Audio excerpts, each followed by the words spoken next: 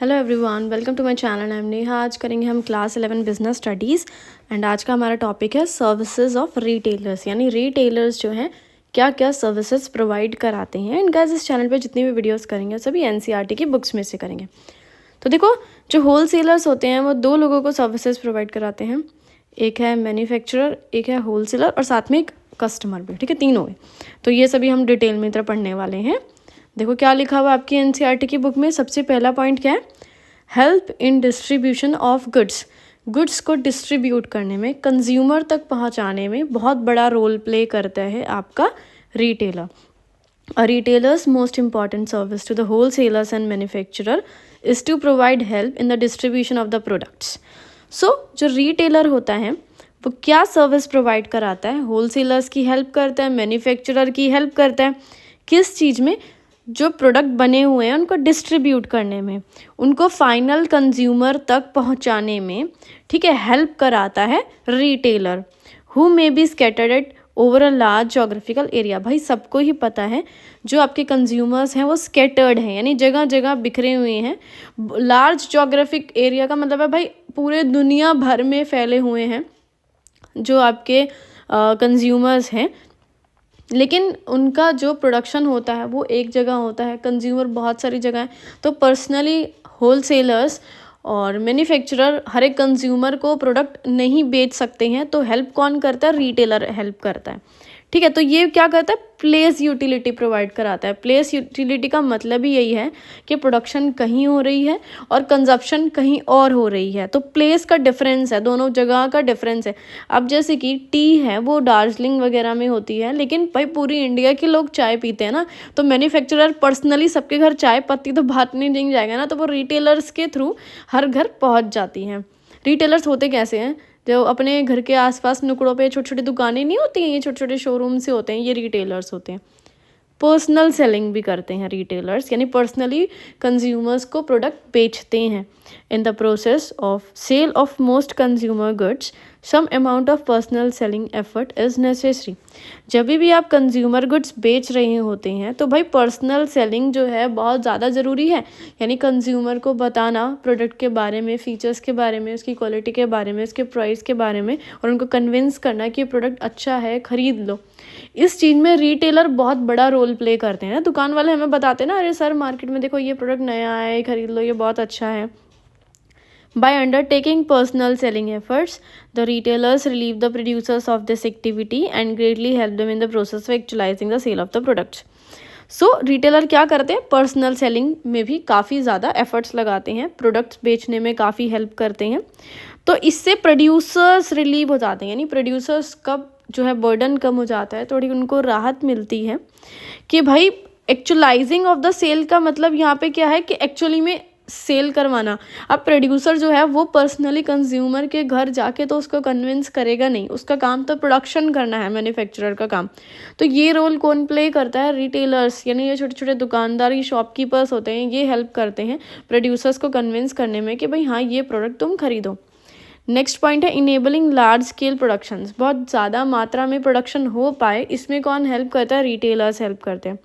On account of retailer services, the manufacturers and wholesalers are freed from the trouble of making individual sales to consumers in small quantities. अब देखो मैंने क्या बताया, retailer services provide कराते हैं, बिल्कुल कराते हैं, मैन्युफैक्चरर्स को कराते हैं, होलसेलर्स को कराते हैं। और इस सर्विसेज से क्या होता है, जो आपके होलसेलर और मैन्युफैक्चरर जो हैं वो बिल्कुल फ्री हो जाते हैं किसी भी टाइप की ट्रबल यानी परेशानी से, कि भाई उनको कंज्यूमर्स को सेल करनी है। अब प्रोडक्शन काम है करना मैन्युफैक्चरर का, अगर वो सेल्स पे भी ध्यान देने लग जाएगा मैन्युफैक्चरर कि मुझे कंज्यूमर को भी कन्विंस करना, तो कितना मुश्किल काम हो जाएगा उसके लिए कि प्रोडक्शन पे ध्यान दे यार, फाइनेंस पे ध्यान दे, रॉ मटेरियल पे ध्यान दे, या सेल्स पे ध्यान दे, किस चीज़ पे ध्यान दे। तो ये काम अब रिटेलर ने उठा लिया तो इनकी जिम्मेदारी खत्म, इनका बोझ हो गया हल्का। This enables them to operate on at relatively large scale. इससे वो काफ़ी लार्ज स्केल पे काम कर पाते हैं। कैसे कर पाते हैं?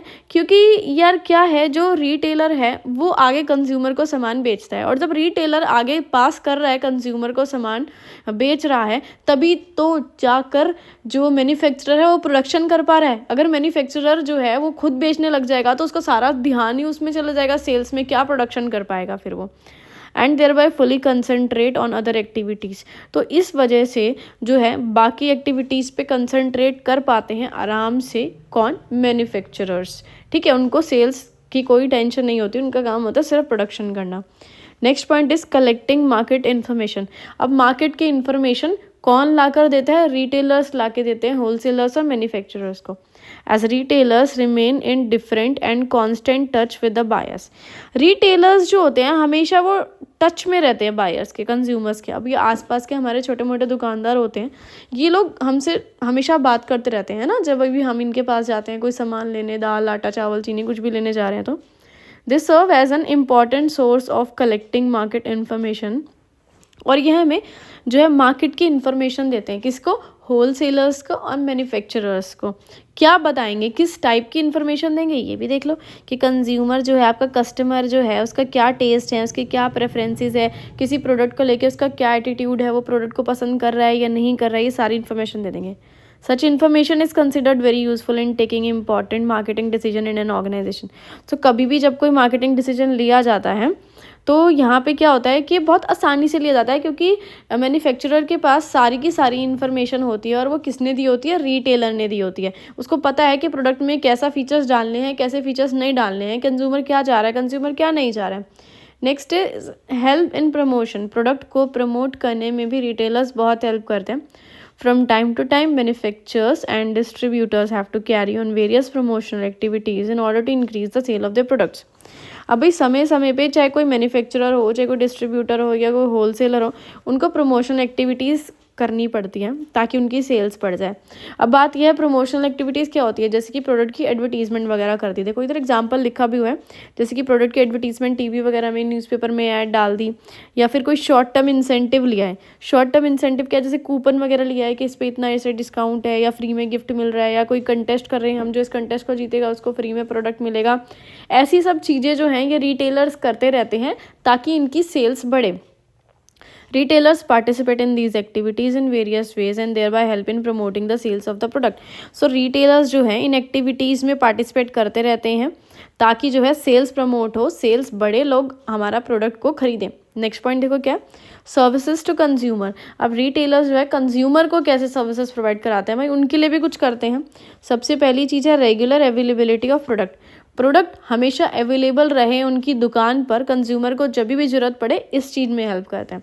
The most important service of an retailer to consumer is to maintain regular availability of various product. So एक सर्विस है जो कि रिटेलर प्रोवाइड कराता है कंज्यूमर को, वो क्या है कि प्रोडक्ट जो है हमेशा अवेलेबल रहे उसकी दुकान पे।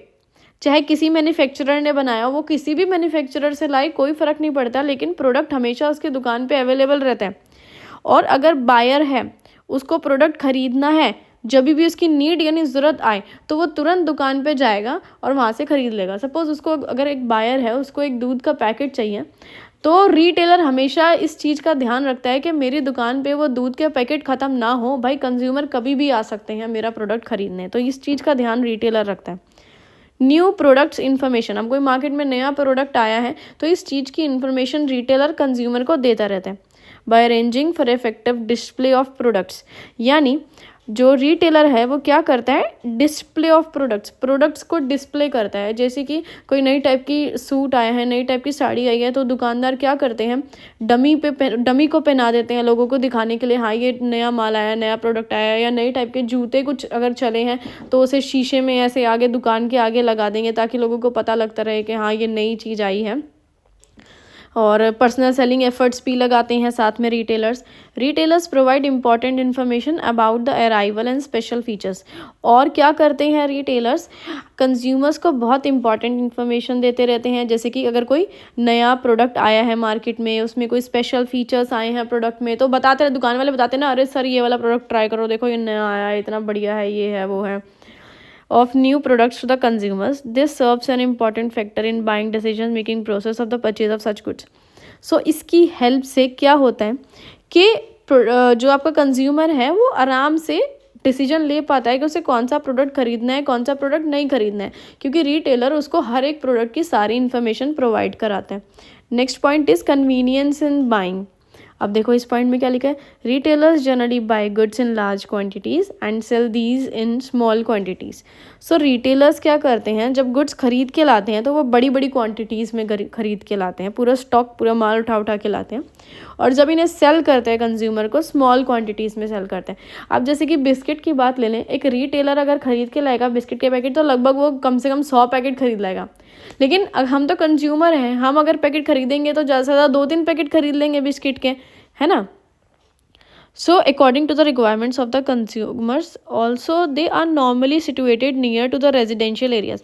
और साथ में एक चीज़ और है, ये जो रिटेलर्स होते हैं ये कहाँ सिचुएटेड होते हैं, रेजिडेंशियल एरियाज़ के आसपास, यानी ऐसी जगह पे जहाँ पे सोसाइटी है कोई, जहाँ लोग रहते हो, चाहे कोई लोकेलिटी हो, and remain open for long hours, और लंबे समय तक खुले रहते हैं। भाई सुबह 10 बजे दुकानें खुल जाती हैं और शाम के 10 बजे तक खुली रहती हैं।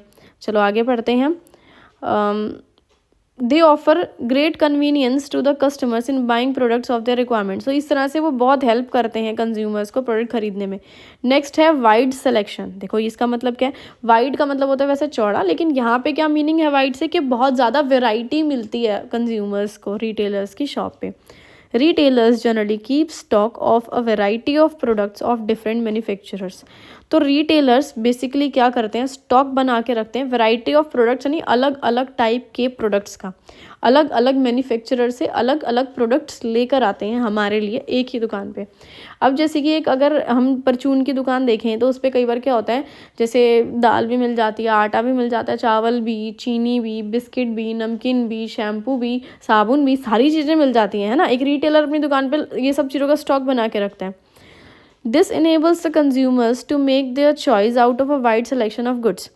और साथ में अगर जैसे कि सपोज उसके पास बिस्किट पड़े हैं, तो बिस्किट सिर्फ ये नहीं है कि सिर्फ पार्ले जी रखेगा, वो पार्ले जी भी रखेगा, वो ओरियो भी रखेगा, वो गुड डे भी रखेगा, वो मतलब कई सारी कंपनीज के बिस्किट रखेगा।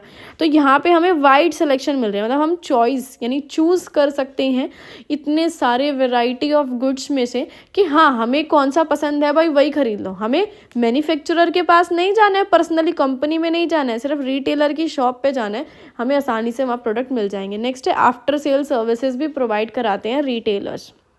आफ्टर सेल यानी सेल होने के बाद भी काफ़ी सारी सर्विसेज होती हैं जो कि प्रोवाइड कराई जाती हैं। Retailers provide important after sale services. So retailers जो होते हैं बहुत सारी आफ्टर सेल सर्विसेज प्रोवाइड कराते हैं। किसको कराते हैं, कंज्यूमर्स को कराते हैं। क्या होती है सेल होने के बाद सर्विसेज, जैसे कि फ्री होम डिलीवरी। रिटेलर्स बोल देते हैं अरे भाई सामान खरीद लिया, कोई बात नहीं, आपके टेंशन ले रहे हो, हम आपके घर पहुंचा देंगे फ्री में, टेंशन लेने की बात ही नहीं। या फिर कोई स्पेयर पार्ट्स की हमें ज़रूरत पड़ती है तो वो सप्लाई कर देते हैं उनकी। अटेंडिंग टू कस्टमर्स, हम लोगों को अटेंड करना, कंप्लेंट्स अटेंड करना, हमारी प्रॉब्लम सुनना कि प्रोडक्ट ख़राब हो गया, ये प्रोडक्ट ठीक से नहीं चल रहा, वो चीज़ भी बहुत इंपॉर्टेंट है। This becomes an important factor in buying decision for repeat purchase of the product. So ये हमें किस चीज़ में हेल्प करती है, बायर को हेल्प करती है कि डिसीजन लेने में, यानी कंज्यूमर को हेल्प करती है कि रिपीट परचेज का इधर मतलब है कि क्या हम दोबारा से इसी दुकान से यही प्रोडक्ट खरीदें।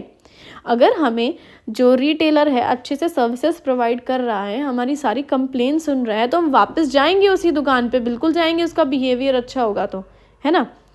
नेक्स्ट और लास्ट पॉइंट है provide credit facilities. Credit facilities से इधर मतलब है उधार में सामान भी दे देते हैं भाई दुकान वाले कई बार कस्टमर्स को। The retailer sometimes provide credit facilities to their regular buyers. जो उनके रेगुलर बायर्स होते हैं यानी रोज़ रोज़ सामान खरीदते ही रहते हैं, उनको जो है क्रेडिट फैसिलिटीज़ भी प्रोवाइड कराई जाती हैं। इससे क्या होता है, जैसे कि हमारे आसपास परचून की दुकान है जिससे हम रोज़ राशन लेते हैं, कुछ ना कुछ नमकीन बिस्किट, किसी दिन घर मेहमान आ गए, हमारे पास पैसे नहीं थे, हम उसके पास चले गए, भाई लाओ 2-4 नमकीन बिस्किट के पैकेट दे दो, पैसे आपको बाद में दे देंगे। तो रिटेलर क्या बोलता है शॉपकीपर, कोई बात नहीं भाई साहब, तुम कौन सा भाग के जा रहे हो, कल पैसे दे देना, टेंशन की कोई बात ही नहीं। This enables the latter to increase the level of consumption. इससे हमारी कंजप्शन लेवल बढ़ती है, यानी हमारे पास पैसे नहीं हैं फिर भी हमें उधार में सामान मिल रहा है, हम कंज्यूम कर रहे हैं, प्रोडक्ट को यूज़ कर रहे हैं, हम प्रोडक्ट को खरीद रहे हैं, कंजप्शन लेवल बढ़ गया। And thereby the standard of living, हमारा स्टैंडर्ड ऑफ लिविंग भी बढ़ गया। हमारे पास टीवी चाहिए, हमारे पास पैसे नहीं हैं, जान पहचान की दुकान वाला था, उसने हमें टीवी दे दिया, बोला 1 महीने बाद पैसे दे दियो, कोई बात नहीं, टेंशन नहीं, हमारा स्टैंडर्ड ऑफ लिविंग बढ़ रहा है, हम अच्छी क्वालिटी ऑफ लाइफ जी रहे हैं बिना पैसों के, है ना। पैसे बाद में देने पड़ेंगे। चलो इसके बाद वीडियो